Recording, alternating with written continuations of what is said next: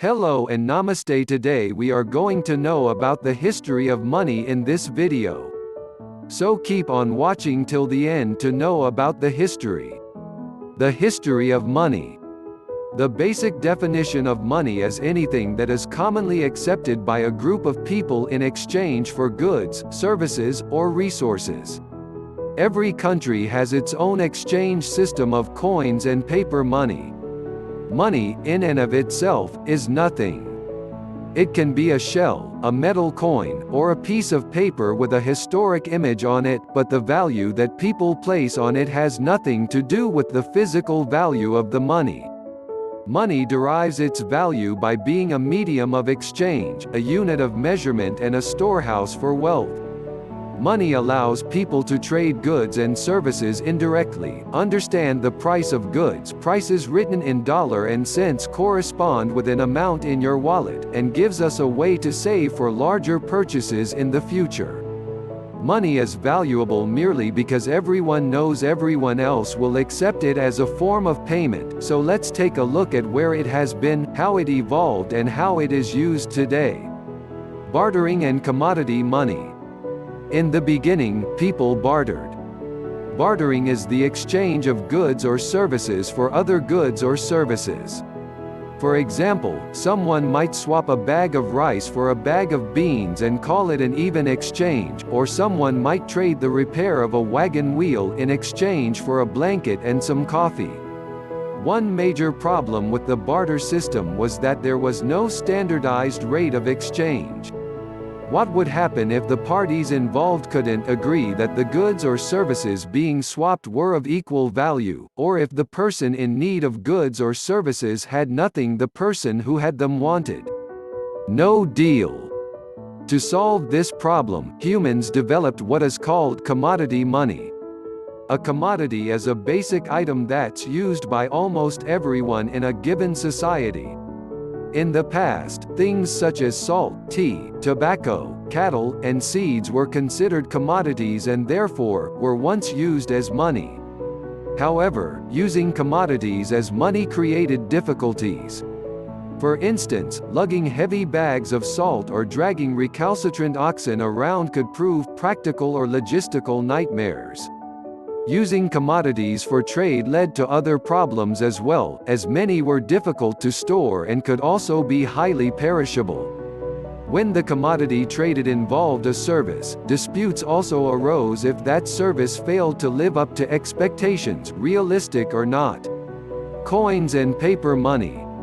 Metals objects were introduced as money around 5000 BC. By 700 BC, the Lydians became the first in the Western world to make coins.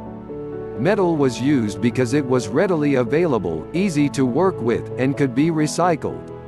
Soon, countries began minting their own series of coins with specific values. Since coins were given a designated value, it became easier to compare the cost of items people wanted. Some of the earliest known paper money dates back to China, where the issuing of paper money became common from about 960 AD.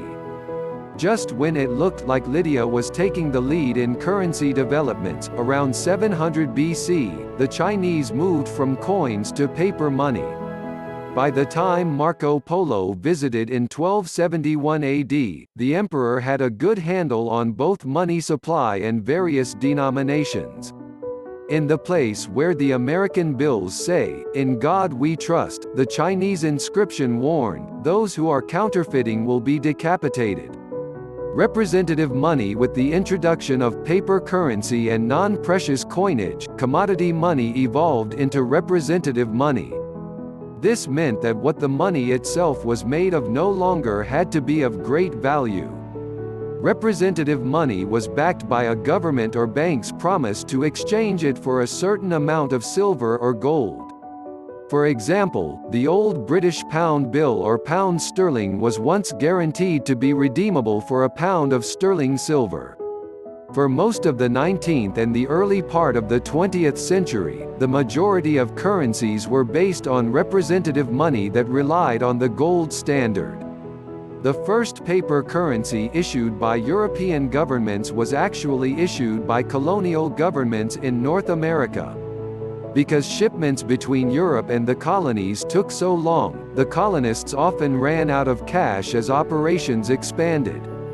Instead of going back to a barter system, the colonial governments used IOUs that traded as a currency.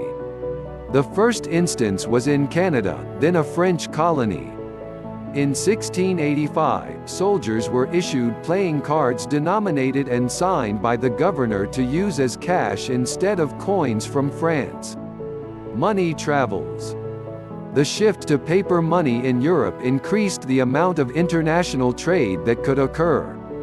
Banks and the ruling classes started buying currencies from other nations and created the first currency market. The stability of a particular monarchy or government affected the value of the country's currency and the ability for that country to trade on an increasingly international market.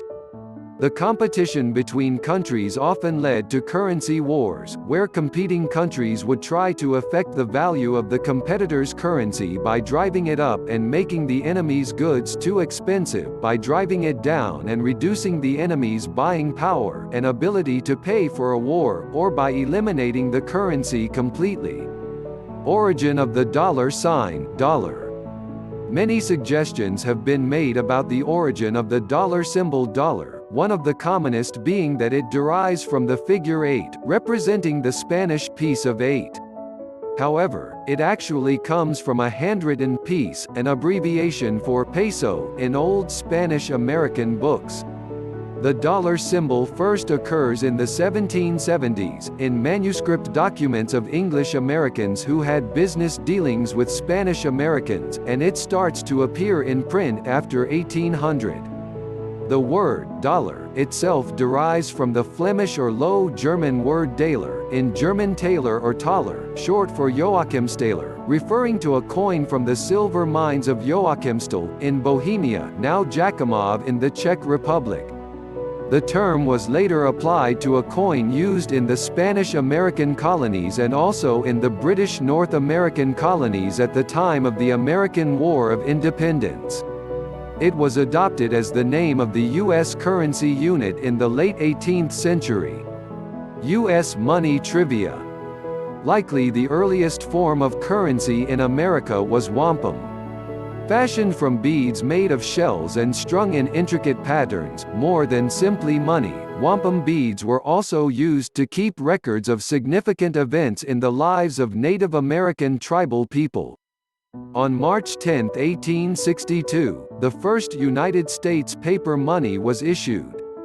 The denominations at the time were $5, $10, and $20 and became legal tender on March 17, 1862.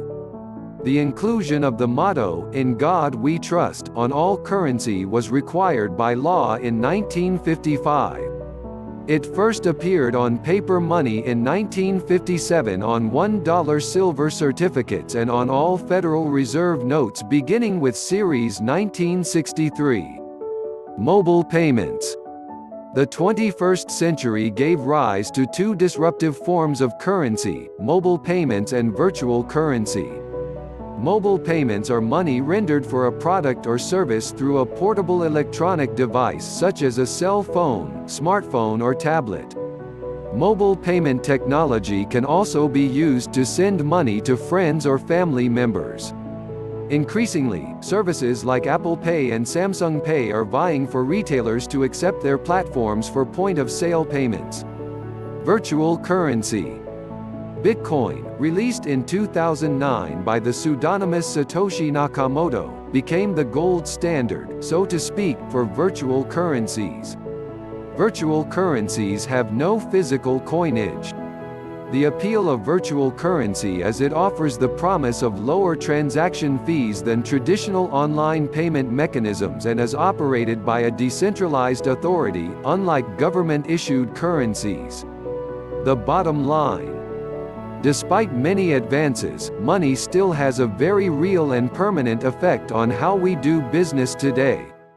If you like the content in this video, then hit like, share and subscribe this channel. Thank you for staying in this channel and watching the video till the end.